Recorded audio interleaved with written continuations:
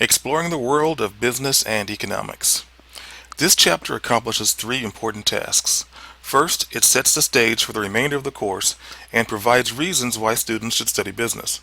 Second, it provides an overview of the economy, competition, and different types of economic systems. Finally, it links events in American history to the present American business system. These concepts are essential to a basic understanding of the American economic system as a whole. We begin Chapter 1 with a discussion of why students should study business and a definition of business. Then we explore the major types of economic systems. Next, we consider how a nation's economy and productivity are measured. An examination of the major types of competition follows. Finally, we discuss the historical development of business in the United States and the challenges that businesses can expect to encounter in the future.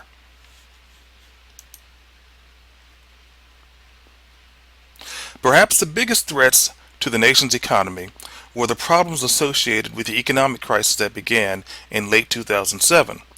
While politicians, economists, business leaders, and the general public still debate the merits of a federal rescue plan, one factor became very apparent. Something had to be done to correct what some experts described as the nation's worst economic problems since the Great Depression. Although the economy has improved, there are still problems. The average U.S. unemployment rate is still about 9%. Consumers are spending, but are more careful and selective. In an attempt to stimulate the economy, the government has increased spending, and the stock market remains unstable. Despite these problems, our economic system will survive. In fact, our economy continues to adapt and change to meet the challenges of an ever-changing world. Our economic system provides an amazing amount of freedom that allows businesses that range in size from the small corner grocer to Apple to adapt to changing business environments. Within certain limits imposed mainly to ensure public safety, the owners of a business can produce any legal good or services they choose and attempt to sell it at a price they set. This system of business, in which individuals decide what to produce, how to produce it, and at what price to sell it, is called free enterprise.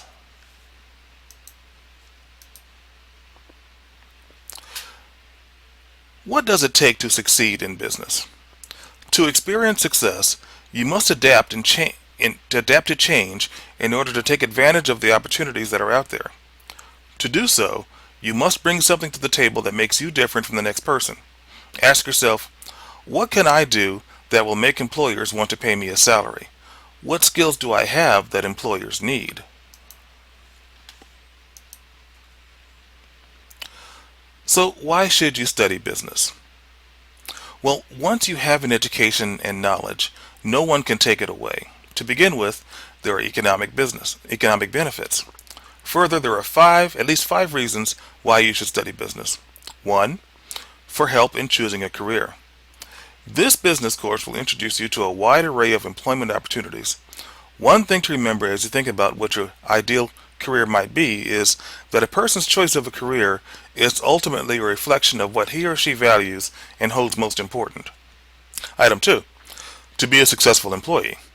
To get a job in your chosen field and to be successful at it, you will have to develop a plan or a roadmap that ensures you have the skills and knowledge the job requires. This course, myself, and all the resources available at Lone Star College can help you acquire the skills and knowledge you'll need for a successful career. 3. To improve your management skills. To be an effective manager, you must be able to perform 4 basic management functions: planning, organizing, leading and motivating, and controlling. To successfully perform these management functions, managers must possess 3 very important skills: interpersonal skills, technical skills, and conceptual skills. Item 4. To start your own business. Some people prefer to work for themselves and they open their own businesses. To be successful, business owners must possess many of the same skills that successful employees have.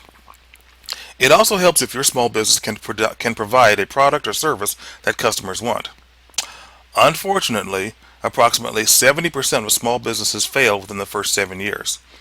Typical reasons for business failures include undercapitalization, poor business location, poor customer service, unqualified or untrained employees, fraud, lack of a proper business plan, and failure to seek outside professional help. And then item 5, to become a better informed consumer and investor. By studying business, you'll become a more fully informed consumer, which means that you will be able to make more intelligent buying decisions and spend your money more wisely. This same basic understanding of business will also make you a better informed investor. So, what is business?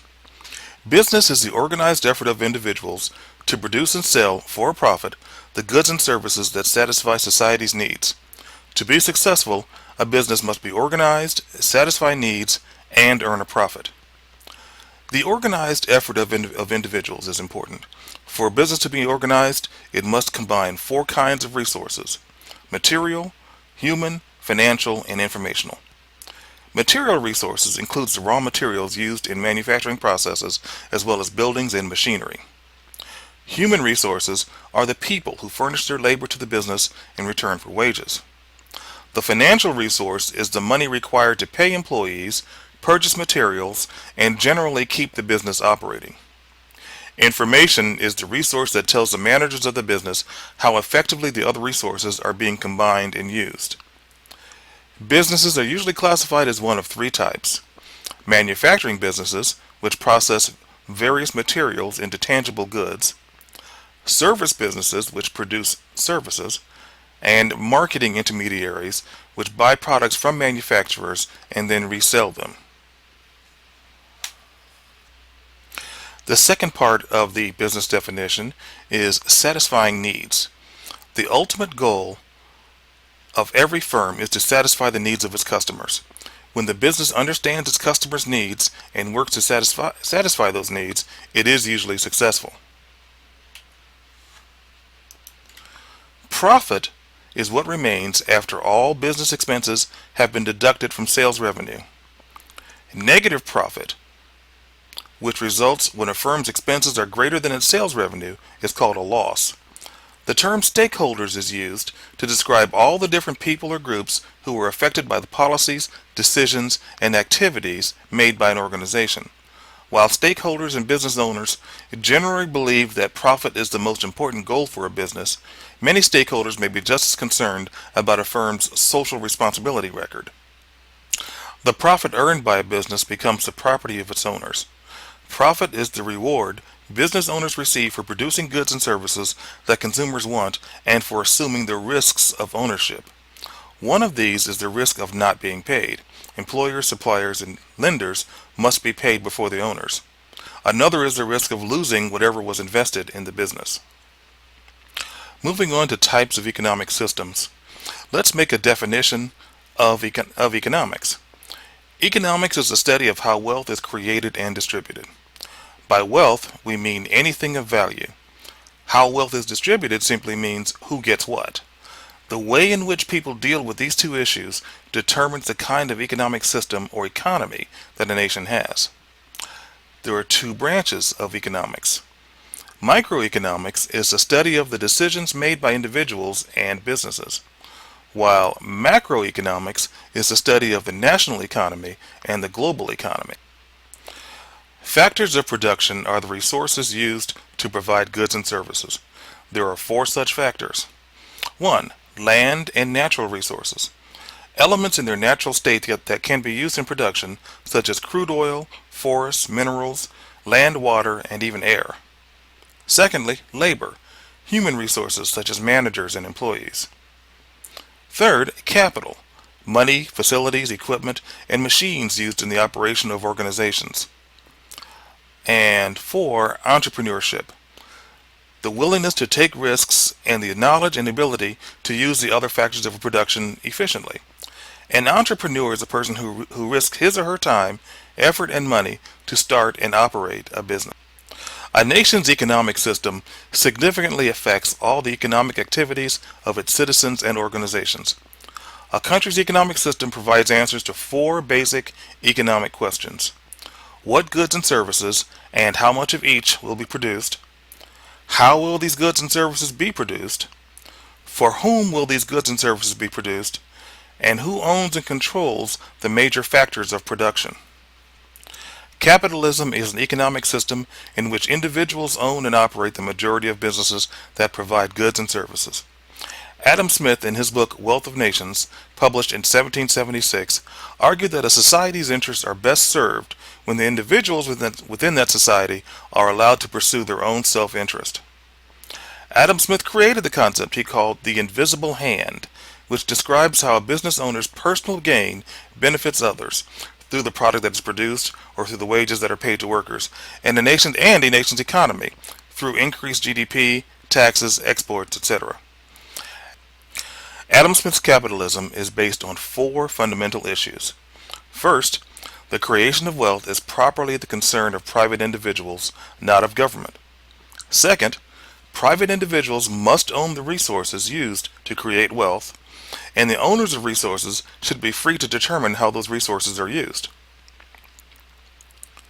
Third, Smith contended that economic freedom ensures the existence of competitive markets that allow both sellers and buyers to enter and exit as they choose. The freedom to enter or leave a market at will has given rise to the term market economy, sometimes referred to as a free market economy, an economic system in which businesses and individuals make the decisions about what to produce and what to buy. The market determines how much is sold and at what prices. Finally, in Smith's view, the role of government should be limited to providing defense against foreign enemies, ensuring internal order, and furnishing public works and education. With regard to the economy, government should act only as rule maker and Capitalism in the United States. The U.S. economy is a mixed economy because it exhibits elements of both capitalism and socialism. In today's economy, the four basic economic questions are answered by three groups. 1. Households. Households are consumers of goods and services, as well as owners of some of the factors of production. Approximately 70% of U.S. production consists of consumer products for personal consumption. As resource owners, the members of households provide businesses with labor, capital, and other resources. As consumers, household members use their income to purchase the goods and services produced by businesses. Second point, businesses. Like households, businesses are engaged in two different exchanges. They exchange money for natural resources, labor, and capital, and they use these resources to produce goods and services. Then they exchange their goods and services for sales revenue. And the third point is government. Government provides a variety of services that are considered important but either A, would not be produced by private businesses or firms, or B, would be produced only for those who could afford them, e.g. national defense, police, fire protection, education and construction of roads and highways. Finishing with capitalism, now let's look at command economies.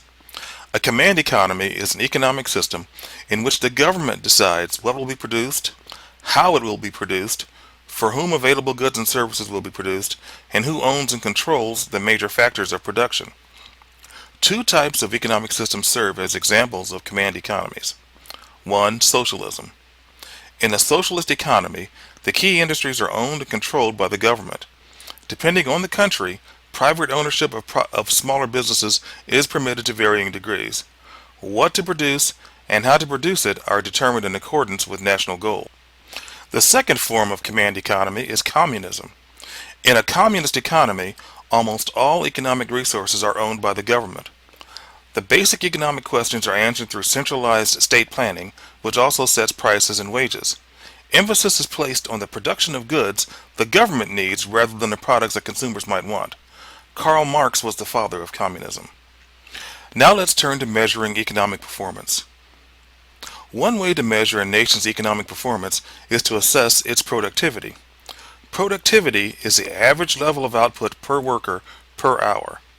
An increase in productivity results in economic growth. The nation's gross domestic product. A nation's gross domestic product, GDP, is the total dollar value of all goods and services produced by all people within the boundaries of a country during a one-year period. This GDP figure facilitates comparisons between the United States and other countries because it is a standard used in international guidelines for economic accounting.